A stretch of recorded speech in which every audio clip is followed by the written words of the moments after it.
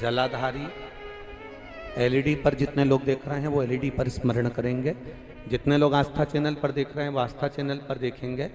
आपको स्मरण आना चाहिए आपकी बुद्धि में कि क्यों सियोर वाला महाराज कहता है कि बेलपत्री यहां चढ़ाओ, बेलपत्री वहां चढ़ाओ, अशोक सुंदरी वाले स्थान पर ये चढ़ाओ, अशोक सुंदरी वाले स्थान पर दुर्वा चढ़ाओ, या बेलपत्री का भाग चढ़ाओ, या बिंदी लगाओ। उसका कारण आज आप समझिएगा। ये शिवलिंग, ये जलाधारी, ये गणेश, कार्तिकेय और अशोक सुंदरी का स्थान। उत्तर की ओर ये जलाधारी होती है। कहां होती है ये? जम के बोलो जरा। उत्तर की ओर ये जलाधारी होती है, जहां उत्तर की ओर इसका जल जाता है। जब हम बेलपत्र को अशोक सुंदरी पर चढ़ाते हैं, शिव जी के शिवलिंग पर इस डंडी के मुख को, जब हमने एक अशोक सुंदरी पर बेलपत्र चढ़ा दी, डंडी का मुख उधर है। हमने जब शिवलिंग पर बेलपत्र चढ़ाई, डंडी का मुख उधर है और हम बैठे इधर है। अब उत्तर की ओर जलाधारी जा रही है, आप बैठे कहां हो? जल्दी बोलो, कहां बैठे हो आप? उत्तर की ओर जलाधारी जा रही है और आपको जहां जलाधारी जा रही है उस ओर देखना है, तो आप बैठोगे कहां? दक्षिण में बैठोगे ना। आप बैठे कहां हो? दक्षिण में। जल चढ़ा रहे हो दक्षिण से। पहले चढ़ा दी आपने अशोक सुंदरी पर बेलपत्र, फिर चढ़ा दिया आपने शंकर भगवान पर बेलपत्र। चढ़ाने के बाद आप बैठ गए दक्षिण में, उत्तर की ओर तुम्हारा मुख हो गया। अब आप भगवान शंकर पर धीरे धीरे जल की धार छोड़ रहे हो, धीरे धीरे जल की धार छोड़।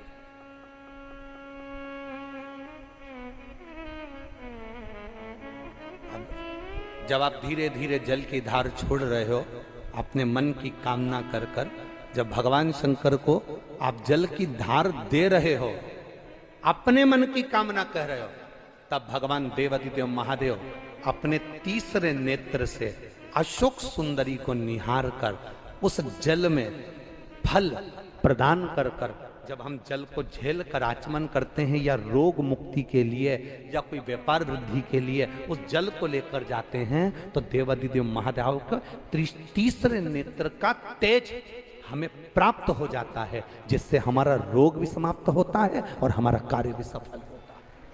अब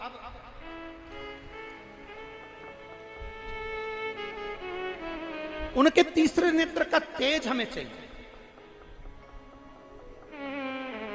हम कौन? संसार में रहने वाले मनुष्य, हम साधारण मानव हैं। वो तो ललिता जी थी जो भगवान शंकर के तीसरे नेत्र के तेज को उन्होंने ग्रहण करा, देखा, झेला। आप और हम में से किसी की सामर्थ्यता नहीं जो भगवान शंकर के तीसरे नेत्र के तेज को हम झेल सकें। झेल लोगे क्या? अरे बोलो तो जम के। नहीं झेल सकते ना, तीसरे नेत्र के तेज को हम नहीं झेल सकते, इसलिए हम कहां बैठे हैं? जम के बोलो जरा, कहां बैठे हैं हम?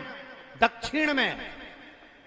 अशोक सुंदरी जलाधारी का मुख उत्तर में, हम बैठ गए दक्षिण में।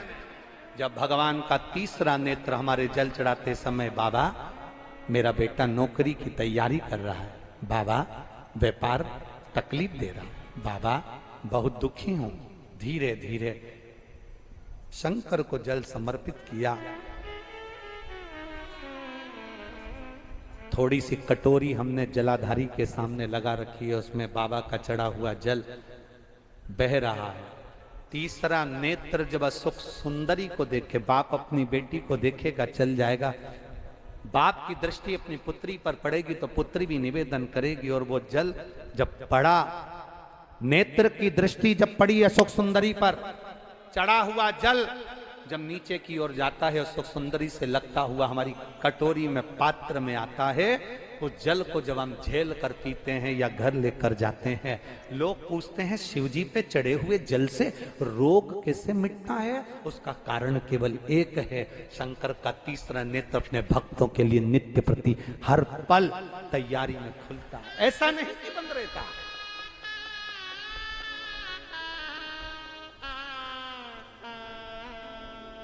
पार्वती जी ने शिव जी से पूछा था, आप आंख बंद करके बैठे रहते हो, आप नेत्र बंद करके बैठे रहते हो, इतने सारे लोग आपके दर्शन करने आते हैं, सारे देवता आपके पास में आते हैं और आप नेत्र बंद करके बैठे रहते हो, तब साधना में डूबे रहते हो।